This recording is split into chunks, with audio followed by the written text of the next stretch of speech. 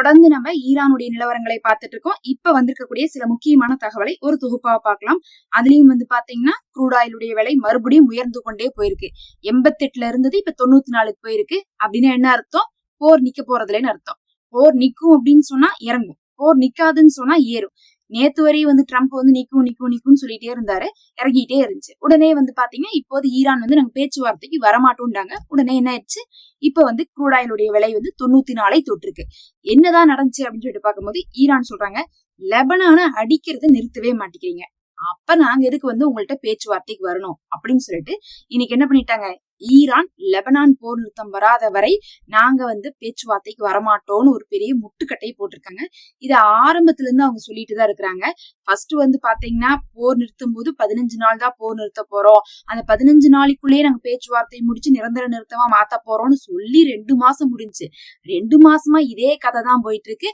இவங்க போய் லெபனான அடிக்கிறதோ, உடனே ஈரான் எப்படி நீங்க லெபனான அடிக்கலாம், அடிச்சுட்டு எப்படி நீங்க பேச்சுவார்த்தைக்கு வருவீங்க, நாங்க பேச்சுவார்த்தைக்கு வரமாட்டோம் இப்படின்னு அவங்க சொல்லிடுவாங்க. அமெரிக்கா பேச்சுவார்த்தைக்காக காத்திருந்துட்டு திரும்பி போயிருவாங்க. இதேதான் நடந்துட்டு இருக்குது. அமெரிக்கா ஈரானோட பேச்சுவார்த்தை நடத்துறாங்க. ஆனா இஸ்ரேல் லெபனான அடிச்சிட்டு இருக்காங்க. இதனால பாத்தீங்கன்னா ஒரு பெரும் பிரச்சனையாகவே போய்கொண்டிருக்கு. இன்னைக்கு நீங்க அங்க நிறுத்தாம வராதீங்க அப்படின்னு என்ன பண்ணிட்டாங்க, ஒரே முடிவா சொல்லிட்டாங்க. இதை நிறுத்துவாங்களான்னு கேட்டீங்கன்னா கண்டிப்பா நிறுத்துவாங்க. எப்படி நிறுத்துவாங்கன்னு பாத்தீங்கன்னா, அமெரிக்கா இன்னைக்கு ட்ரம்ப்பே என்ன சொல்லிட்டு இருக்காரு, இந்த போர் நிக்கிறதுல, ஈரான் அமெரிக்கா இஸ்ரேல் போர் நிக்கிறதுல அமெரிக்காவுக்கு பெரிய லாபம் இருக்கு வர்த்தக ரீதியாக. ஆனா இந்த எதிர்கட்சிகள் தான் என்ன பண்றாங்க, சதி பண்ணிட்டு நிறுத்த விடாம இருக்காங்க அப்படிங்கிறாங்க. ஆக்சுவலா எதிர்கட்சிகள் அந்த ரீபப்ளிக் கட்சி இருக்கு பாருங்க, அவங்களுக்கு அதுக்கெல்லாம் சம்பந்தமே கிடையாது. பிரச்சனை காரணமே இஸ்ரேலுடைய நெத்தனியா தான். அவரு லெபனான் அடிக்கிறது நிறுத்தினாவே போர் நின்று போயிடும். ஆனா சம்பந்தமே இல்லாம ட்ரம்ப் எதிர்கட்சிகள் தான் சொல்லிட்டு அமெரிக்கால இருக்கக்கூடிய எதிர்கட்சிகளுக்கு எதிராக ஆப்போசிட்டா பேசியிருக்காரு. அது இல்லாம அமெரிக்காவுக்கு சொன்ன மாதிரி பெரிய லாபமும் தேவையும் இருந்துட்டு இருக்கறனால கண்டிப்பா இஸ்ரேல ஒரு கட்டத்துல அமெரிக்காவே லெபனான அடிக்க வேண்டாம் அப்படிங்கக்கூடிய அழுத்தத்தை கொடுப்பாங்கன்னு சொல்லிட்டுதான் ஆய்வாளர்கள் சொல்றாங்க. அதற்கான காலமும் நேரமும் நெருங்கிருச்சு. ஏன்னா ஈரான் விடாப்பிடியா இருக்கிறாங்க. அப்போ ஒண்ணுமே பண்ண முடியாது. இவங்களும் என்னென்னமோ பண்ணி பாத்துட்டாங்க, இவங்க விட்டு தர மாட்டேங்கிறாங்க. இனி நம்ம போற நிறுத்தினாதான் உண்டுங்கிற நிலைமைக்கு அமெரிக்கா வரும்போது இஸ்ரேல அழுத்தம் கொடுத்து நிறுத்த வைப்பாங்க. இல்லாட்டினா நீங்களே போய் சண்டை போட்டுக்கோங்க ஈரான் கூட, நாங்கெல்லாம் வரல, எங்களுக்கு மட்டும் நாங்க பேசி டீலிங் பேசி நாங்க நிறுத்திட்டு போயிரோம் அப்படின்னு சொல்லிட்டு அமெரிக்கா பிளாக்மெயில் பண்ணுவாங்கன்னு சொல்லிட்டு சொல்லப்படுது. பார்க்கலாம் பொறுத்திருந்து இவங்க என்ன பண்ண போறாங்கன்னு. இதுவரையும் நேரடியா எதுவும் சொல்லாட்டினாலும் இப்ப பாத்தீங்கன்னா அமெரிக்கா இஸ்ரேலுக்கு அழுத்தம் கொடுக்கக்கூடிய நிலைமைக்கு வந்திருக்காங்கன்னு தெரியுது.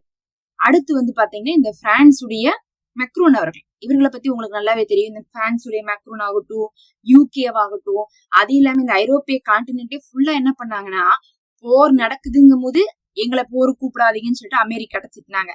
போர் நின்றுச்சுன்னு தெரிஞ்சதுக்கு பிறகு நாங்க சமாதானம் பேசி வைக்கிறோம், நாங்க ஹார்மோஸ்ல என்ன பண்றோம், மத்த கப்பல்கள் எல்லாம் போறதுக்கு அமெரிக்கா கூட போர்க்கப்பலோட நின்னு உதவி செய்யறோம்லாம் பேசிட்டு இருந்தாங்க. போர் நின்னா ஒரு மாதிரி பேசுவாங்க அமெரிக்காவுக்கு சப்போர்ட்டா, போர் நடந்தா அமெரிக்காவுக்கு ஆப்போசிட்டா பேசிட்டு இருந்தாங்க. ஏன்னா இவங்களால ஈரான்கிட்ட போய் அடி வாங்க முடியாத ஒரு நிலைமை இருந்துச்சு. நல்லா தெரிஞ்சுக்கிட்டாங்க, ஈரான் எத்தனை பேர் வந்தாலும் அடிப்பாங்க. பக்கத்தால இருக்கக்கூடிய 7-8 அரபு நாடுகளவே கதற விட்டுட்டாங்க. இனி நம்ம போய் மாட்டக்கூடாதுன்னு சொல்லிட்டு ஐரோப்பிய நாடுகள் ரொம்ப ஸ்ட்ராங்கா இருந்தாங்க. அதனாலதான் போர் நின்ன போதெல்லாம் பாத்தீங்கன்னா ஹார்மோஸ்ல நாங்க போர்க்கப்பல் அனுப்ப போறோம், அமெரிக்காவுக்கு துணை நிக்க போறோம்னு சொல்லிக்கிட்டே இருப்பாங்க. ஆனா அமெரிக்கா போர் நிறுத்தலைன்னு தெரிஞ்சுன்னு பேசாம காது கேட்காத மாதிரி இருப்பாங்க.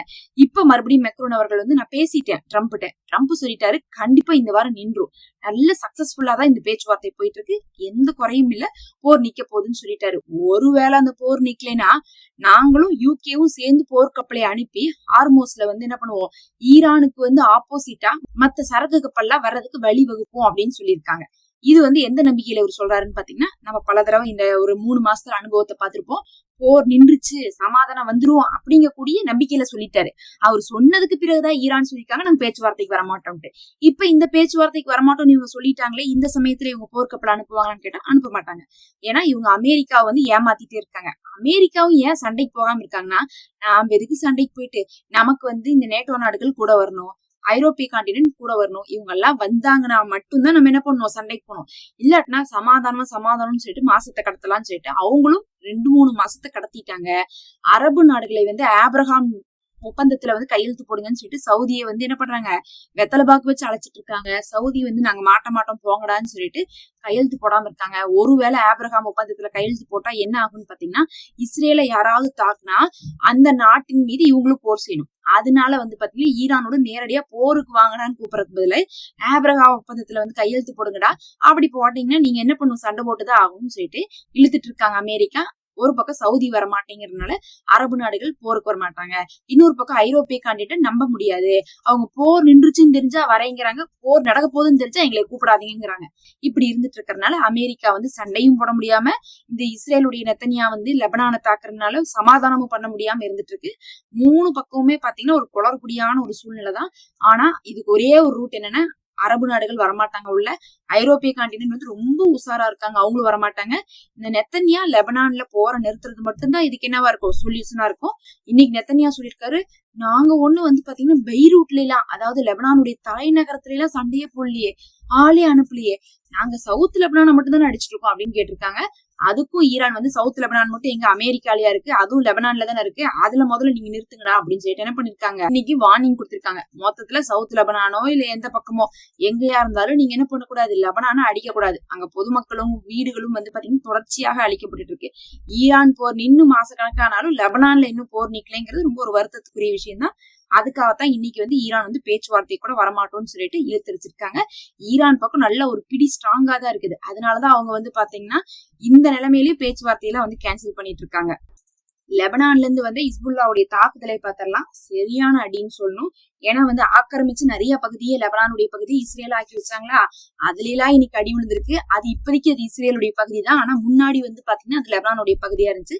அதனால இஸ்ரேலுக்குள்ள எங்கெங்கெல்லாம் அடி விழுந்துச்சுன்னு பார்க்கும்போது முதல்ல ஹெர்மஸ் ட்ரோன் இருக்கு பாருங்க 450, அந்த ட்ரோனை வந்து 2 ட்ரோன்களே ஒரே நேரத்துல வந்து என்ன பண்ணிருக்காங்க, லெபனானுடைய போராளிகள் சுட்டு தள்ளியிருக்காங்க.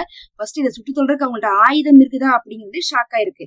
அடுத்து இஸ்ரேலுக்குள்ளேயே இருக்கிற அயன்டோம் சிஸ்டம் வந்து என்ன பண்ணிருக்காங்க, அயன்டோமை விட வந்து பாத்தீங்கன்னா இன்னும் வந்து ஒருபடி அதிகமான சிஸ்டம் அது வரக்கூடிய ஏவுகணை எல்லாம் தடுத்து பதில் ஏவுகணை போடக்கூடிய அந்த சிஸ்டத்தையே என்ன பண்ணிருக்காங்க, அட்டாக் பண்ணிருக்காங்க. ஏதோ ஒரு ட்ரோன் எல்லாம் அட்டாக் பண்ணல, அந்த ஃபுல் சிஸ்டத்தையே வந்து என்ன பண்ணிருக்காங்க, அட்டாக் பண்ணிருக்காங்க. இது இஸ்ரேலுக்குள்ளேயே வச்சு நடந்திருக்கு.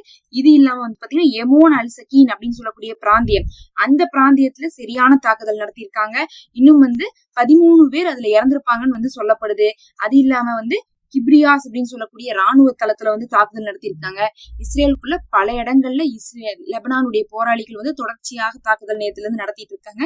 இது வந்து பாத்தீங்கன்னா இஸ்ரேல்ல இருக்கிறவங்களுக்கே வந்து ஒரு கடுப்பு ஏற்படுத்தியிருக்கு. நீங்க போய் ஈரான்ட்ட சண்டை போட்டீங்க, அதுக்கப்புறம் சமாதானம் வந்துருச்சு, ஆனா லெபனான்ல சண்டை போடுறதுனாலதான் திருப்பி லெபனான்காரன் வந்து இஸ்ரேலுக்குள்ள அடிக்கிறான். நீங்க எங்க அடிச்சாலும் நாங்க தான் மக்கள் பயப்பட வேண்டியது இருக்கு, பங்கரை நோக்கி ஓட வேண்டியது இருக்கு, எங்களுடைய குடும்பத்தினர் தான் ராணுவத்துல இறந்துட்டு இருக்காங்கன்னு சொல்லிட்டு மக்களும் இன்னைக்கு கொந்தளிச்சிருக்காங்க. 13 பேர் ஒரே இடத்துல இறந்திருக்காங்கிறது மட்டும் இல்லாம இன்னும் சில ராணுவ தளங்கள்ல இந்த கிப்ரியாஸ்ல எத்தனை பேர் இறந்தாங்கன்னு கூட தகவல் தெரியாம இருக்குது. அந்த அளவுக்கான தாக்குதலை நேத்து வந்து லெபனானுடைய போராளி குழு பண்ணியிருக்காங்க. பல இடங்கள்ல நேத்து வந்து இஸ்ரேலுக்குள்ள தாக்குதல் நடத்தப்பட்டனால ஒரு பெரும் பரபரப்பை அவர்களுக்கு என்ன இருக்குன்னா ஏற்படுத்தியிருக்கு. பொறுத்திருந்து பார்க்கலாம். இதெல்லாம் தான் இப்ப வந்து முக்கியமான தகவல்.